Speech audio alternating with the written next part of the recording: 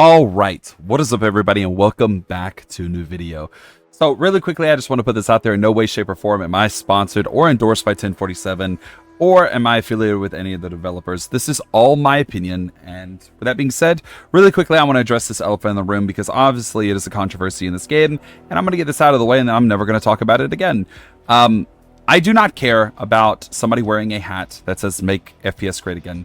I care about whether or not the game is great. And right now, I feel like Splitgate 2 has every ability to be great. But there are some areas that I do think the devs need to improve on, and that's what we're going to talk about in today's video. So, really quickly, I want to start off this video by, I guess, addressing another elephant in the room that I feel like is very important to talk about, and that is, the game is fun. Splitgate 2 is actually fun, and I actually love playing this game. It brings me back to a time in gaming, man, where you just logged on and you just did your thing, man. You didn't stress. You didn't have to worry about like insane ranked systems like League of Legends or horrible season-based matchmaking. I'm Dead by Daylight. Or just terrible bugs like Blood Hunt with the reload bug, or X Defiant with their balancing. As far as Splitgate 2 goes, I think this has been one of the best launch games that I've seen yet. So, for full transparency, I actually beta tested this game, and the reason why I'm bringing this up is, although it was a public beta, I still think it's important to talk about this because I was one of the first set of people to get my hands on the game, and I generally loved playing this game. A lot has changed from beta, but some things still remain the same. I do want to talk about something that I feel like the developers need to work on, and I really feel like it's communication. So right now there are currently people that are unable to even play the game. They're unable to even connect to the servers. And as of recently, the devs have launched, well, events. So we had the launch event, which actually was pretty much the event that kicked off the launch of the game. And while I feel like it was extremely lackluster, and I'll talk about events a little bit later, I do think that it sucks that there are people that are not able to play the game. And considering they just did a dev hunt pretty much, I think, the day before yesterday of recording this video, and there are still people out there that can't play the game. So if this issue's fixed by the time this video's uploaded, then, well, this issue's mute. But I really do hope that the devs implement some type of blog system where they at least communicate that they are aware of certain issues. Because right now, what I notice in the Discord is very common is that people are constantly talking about bugs and issues that they're experiencing. I really do feel like transparency or some type of blog would go a long way in really communicating to the community that, hey, we're aware of these issues. And they're being worked on. While I do think the devs are doing a great job at answering some of these and really, I guess, kind of trying to answer the community and try to, I guess, keep the community calm, I do think that at some point it's going to be necessary for community managers to at least start some type of blog system. We've noticed this in games like Dead by Daylight as well as with Hunt Showdown with developer updates. I really do think Splitgate 2 will benefit off this type of communication because, again, communication goes a long way in terms of keeping your player base connected and happy. So I do think that this would be a good thing for them to implement, and I do hope that this is something that 1047 is considering. Again, I'm sure they are because these devs are very open to constructive criticism, and they are usually very good at listening to feedback. So if you guys agree, make sure you guys leave a like. Moving into something else, I want to talk about a new feature that I really do think that this game needs, and I want to talk about an instance where I actually posted on Twitter. I'll actually link it down below, but I got stuck in a portal cube on Glacier, on this map specifically, and I was unable to get out, and I really started thinking about a system where, why don't we have the option to just die? And I think that this system would be probably good, considering in situations where you may get stuck, and I know what people are saying, and you know, they would be saying, Buck, that's a band-aid fix. That's not necessarily addressing the issue in itself. And while I agree they do need to address these issues, I do think some type of temporary solution will probably benefit them the most, considering the devs are really tied up working on a lot of things at the moment. So I think basically adding an unstuck feature, or basically just a just die button, I think would go a long way in terms of helping, I guess, mediate this issue in terms of getting stuck and stuff, especially when it's really bad, because I was stuck literally inside the cube and could not move. So, and all that happened was I ran through a portal and got stuck. And I think somebody destroyed the portal when I was running through it. So basically somebody put a portal on top of my portal and it stopped me from being able to move. Or somebody closed it right as I went inside, which I'm not sure. I'm not sure how it happened, but it's one of those three options that could have caused it. Next, I want to talk about the servers of this game, and I want to talk about the optimization. So, not the worst optimization I've ever seen in a game, but I do notice that there are some issues with, I guess, frame rate, as well as desync, and sometimes I've even noticed rubber banding. Specifically on certain types of maps. I believe the map is called Eden. That map is unplayable for me. So actually during beta, I had no issues with this map, but as of this full launch, I get horrible packet loss only on that map. So whenever I'm on that map, I essentially lag around. I teleport the whole game, and I'm not sure why. Part of me is leaning more towards the possibility of a graphics driver issue, which I will probably be investigating further after this video, which I'll keep pretty much everybody in the loop on Twitter about. If you guys haven't, go follow my Twitter.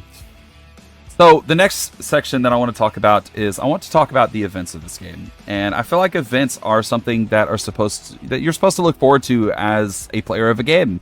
You know, they're supposed to be something that rewards you for playing the game, as well as, you know, keeping you engaged with the game and what's happening in the game currently. I will tip my hat towards games like Hunt Showdown, Dead by Daylight, who, in my opinion, have pretty okay events. But right now, I feel like Splitgate 2's events are very lacking, and I'm going to explain why. So currently right now, at the launch of the game, there was an event where you could get a weapon, a charm, a spray, and a banner. I believe it was a banner. I can't remember. But with the launch of this recent event, there are 3 factions, and you can earn a weapon, a charm, and a banner. In my opinion, I think that this leaves a lot left to desire.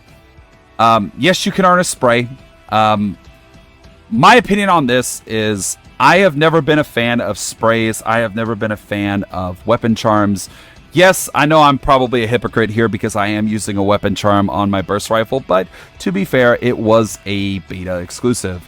So kind of makes sense for me to toss it on considering, well, it's an exclusive. My opinion has always been that I feel like charms are insanely filler when it comes to battle passes and honestly just events. Same thing with sprays. I'm a little bit disappointed by this event considering that the actual character skins are locked behind a paywall. While I understand the devs need to make money, and I totally understand this, and I'm more than willing to accept this, I do think the devs could have done something at least with base variants of the game, considering they have a dev skin, or a dev killer skin that's literally just, well, skull graffiti. I feel like it would have been cool if they just did a graffiti version of pretty much all 3 factions on base skins. I think that would have been really cool, and I think it would have at least given people something more to desire. Right now, it just feels like this event is pretty much an apple pie missing the apples. I'm not necessarily a big fan of this event, and I do feel like the devs could improve on certain areas, specifically the player... How can I word this? I guess the incentive for the player to actually consider the event. Right now, in my opinion, this faction event is kind of whatever, you know. Is it cool that some of the biggest streamers are pretty much playing in this event? Yeah, I think it's cool.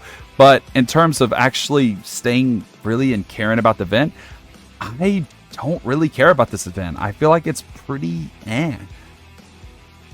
Something else I want to address is the bot epidemic in Splitgate 2. So, I think the answer to the bot epidemic is actually right in front of pretty much everybody's face. So right now there's a lot of rumors about bots and that the devs are purposely putting them in games just to autofill, and that is actually completely false, and it's been confirmed by the developers that this is false. And I can also take it a step further and confirm that during beta this was not a thing. So the reason why we're seeing so many bots is I know people are disconnecting. So there's several reasons why people are disconnecting. 2 of them that I can give you are big reasons. One of them is people are crashing. The other one is genuinely rage quitting. So right now in this game, we have a big issue with people rage quitting. Honestly, I've noticed that it's a big problem in this game. I do know the devs are currently working on a reconnect feature for those who get disconnected. And I do think the answer to this issue is that if you do not reconnect by the time the match ends, or at some point, you know, give it a timer. If you do not reconnect within a certain time frame, you need a disconnect penalty. So I do think that they need to add disconnect penalties to this game.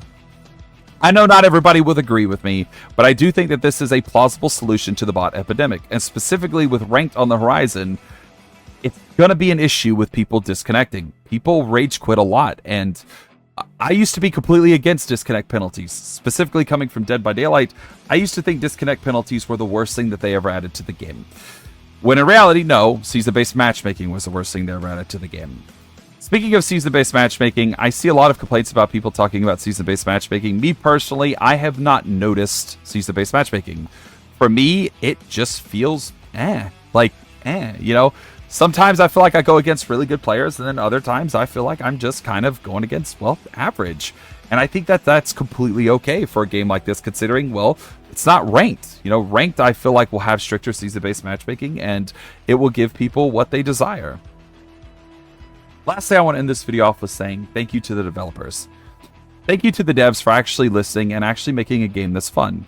Before people accuse me of glazing the devs, I want to make it clear, in no way, shape, or form am I sponsored by these developers. Instead, everything I am saying is of my own volition. I do enjoy this game. I do think it's fun. I think it has problems and things that I really wish the devs would work on, specifically in the communication area, as well as, I guess, well, make the game fun, you know? For somebody who said that they wanted to make FPS great again, I really feel like, man, right now, in terms of enjoyment, I feel like Splitgate 2's lacking. And I do think in the defense department, this should be something that they need to take a little bit more seriously. As well as, I guess, making sure that they're communicating that they are aware of certain issues. People shouldn't have to ask in the Discord and spam at devs to get a response on what's going on. They should just know through blogs. Thank you.